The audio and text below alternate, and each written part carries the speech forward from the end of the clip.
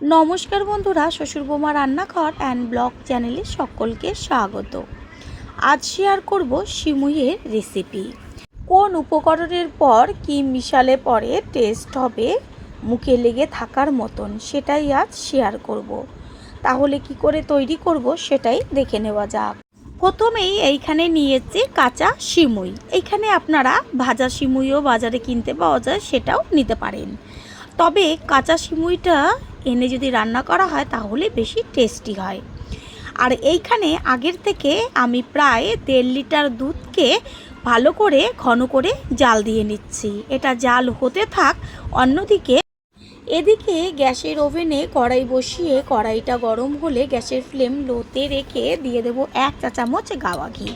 এইখানে আপনারা সাদা তেলও ব্যবহার করতে পারেন, তবে ঘিটা দিলে বেশি টেস্টি হয়। ঘি গরম হয়ে গেছে, এবার এর মধ্যে দিয়ে দেব যে কাঁচা সিমুইগুলোকে রেখেছিলাম সেগুলোকে।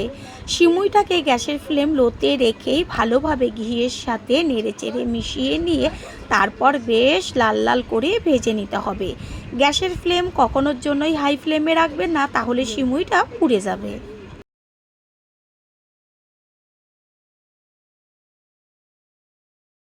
দেখাই যাচ্ছে সিমুইগুলো বেশ লাল লাল হয়ে গেছে। ঠিক এইভাবে লাল লাল করে সিমুইগুলোকে ভেজে নিতে হবে। সিমুইগুলো ভাজা হয়ে গেছে, এবারে এগুলোকে একটা প্লেটে তুলে নিচ্ছি। আর এই দিকে আগের থেকে যে দুধটা জাল দিয়ে রেখেছিলাম সেই দুধগুলো দেখা যাচ্ছে যে কত সুন্দর ওপরে ঘন সর পড়ে গেছে। 1.5 লিটার দুধকে প্রায় জাল দিয়ে 750 করে নেওয়া হলো।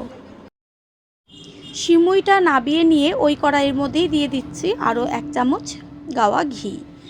ঘিয়ের মধ্যে এবার আমি কিছু ড্রাই ফ্রুটস দিয়ে দেব। এগুলোকে গ্যাসের ফ্লেম লো করে ভেজে নিতে হবে, যেমন কিশমিশ, কাজু আর আমন্ড একদম ছোট ছোট টুকরো করে দিয়েছি।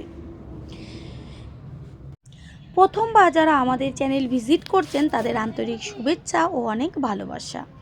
আমাদের রেসিপিগুলো যদি ভালো লেগে থাকে সাবস্ক্রাইব করে দেওয়ার অনুরোধ রইল ও পাশে থাকা বেল আইকনে ক্লিক করলে পরবর্তী ভিডিওগুলো সবার আগে আপনাদের কাছে পৌঁছে যাবে। ড্রাই ফ্রুটসগুলো হালকা করে ভেজে নেওয়া হয়ে গেছে, এবার এগুলোকে কড়াই থেকে তুলে নেব। গ্যাসের ফ্লেম লোতে রেখে কড়াইয়ের মধ্যে দিয়ে দেব চিনি। তারপরে চিনি ঠিক এইভাবে কিছুক্ষণ খুন্তি দিয়ে চারদিকে কড়াইয়ের ছড়িয়ে দিলে পরে আস্তে আস্তে 3 থেকে 4 মিনিটের মধ্যেই দেখবেন চিনিটা গলতে শুরু করেছে। চিনির মধ্যে কোনো রকম জল দেওয়ার দরকার নেই। দেখাই যাচ্ছে যে চিনি একদম সুন্দরভাবে গলে আসছে আর বেশ একটা শিরায় পরিণত হবে।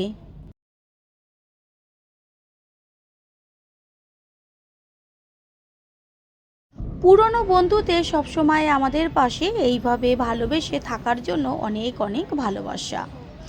সম্পূর্ণ চিনিটাই খুব সুন্দরভাবে গলে শিরায় পরিণত হয়েছে, এটা বেশ ক্যারামেল হয়ে যাবে।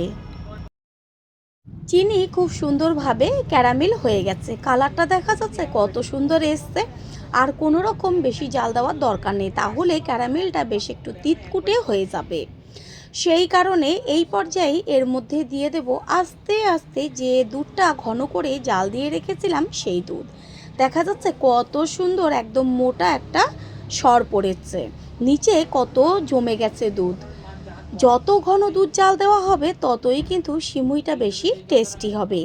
এবার খুন্তি দিয়ে বেশ আস্তে আস্তে নাড়া দিলে পরেই ক্যারামেলটা একদম দুধের সাথে মিশে যাবে।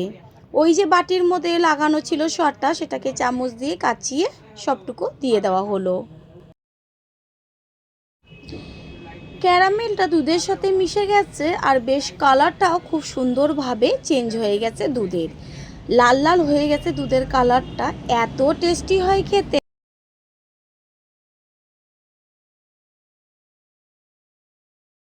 দারুণ একটা গন্ধ আসার জন্য এর মধ্যে দিয়ে দিচ্ছি 2টো এলাচ থেতো করে, আর দেব একটা তেজপাতা। এতে কি হবে, সিমুইয়ের এত সুন্দর একটা গন্ধ আসবে। এইভাবে দুধ আরও 4 থেকে 5 মিনিট মতো জাল হতে থাকবে। দুধ আরও 4 থেকে 5 মিনিট মতন জাল দিয়ে নিয়েছি। এরপরে দিয়ে দিচ্ছি ওই যে ভেজে রেখেছিলাম সিমুইগুলো, সেইগুলোকে সিমুইটা দেওয়ার পরে গ্যাসের ফ্লেম হাই করে যখন দুধটা সিমুইয়ের সাথে টকবক করে ফুটবে তখন গ্যাসের ফ্লেম মিডিয়াম টু লোয়ে রেখে সিমুইটাকে ভালো করে তৈরি করে নিতে হবে, কারণ সিমুইটা দুধের মধ্যে সিদ্ধ হবে। দুধের মধ্যে যখন সিমুইটা প্রথমে দেওয়া হবে তখন সিমুইটা নিচে চলে যাবে। যখন দেখবেন সিমুইটা সিদ্ধ হতে শুরু করবে বা হয়ে যাবে তখন সিমুইটা দুধের উপরে ভেসে উঠবে। দেখাই যাচ্ছে যে সিমুইটা বেশ অর্ধেকের মতন সিদ্ধ হয়ে গেছে, এবার বেশ দুধের উপরে ভেসে ভেসে উঠছে। সিমুই অর্ধেকের বেশি সিদ্ধ হয়ে গেছে। ঠিক এই পর্যায়ে দিয়ে দেব ওই যে ভেজে রেখেছিলাম ড্রাই ফ্রুটসগুলো, সেগুলোকে। এবার গ্যাসের ফ্লেম একটু হাই করে দেব।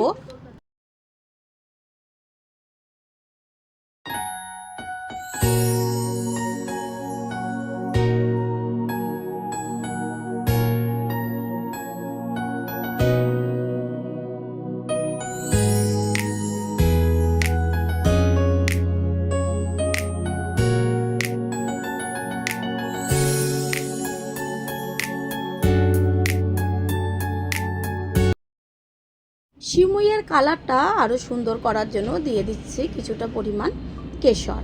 কেশর দিলে পরে দারুণ একটা কালার আসে। হাতের কাছে না থাকলে নাও দিতে পারেন।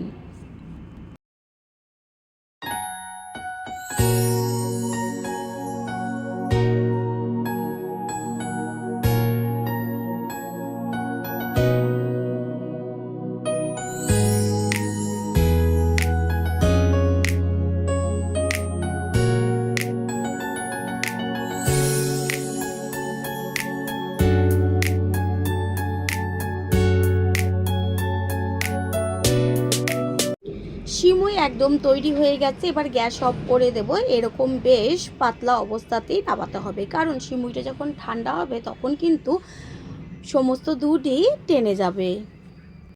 গ্যাসটা অফ করে দিয়েছি আর কিছুক্ষণ রেস্টে রেখেছিলাম। রেস্টে রাখার পরে আমি হাতা দিয়ে তুলে দেখিয়ে দিচ্ছি যে প্রায় 30 মিনিট মতো রেস্টে ছিল, তারপরও কত সুন্দর রয়েছে। সেই কারণে বেশ দুধটা একটু পাতলা থাকা অবস্থাতেই নাবাতে হবে। এবার একটা পাত্রে তুলে নিচ্ছি। তৈরি হয়ে গেল আজকের সিমুই রেসিপি। আশা করি রেসিপিটি ভালো লাগলো, আর যদি ভালো লেগে থাকে একটা লাইক, কমেন্ট, পারলে একটা শেয়ার করে অবশ্যই জানাবেন। আপনাদের দেওয়া একটা লাইক ও একটা শেয়ার আমাদের কাছে অনেক অনেক গুরুত্বপূর্ণ।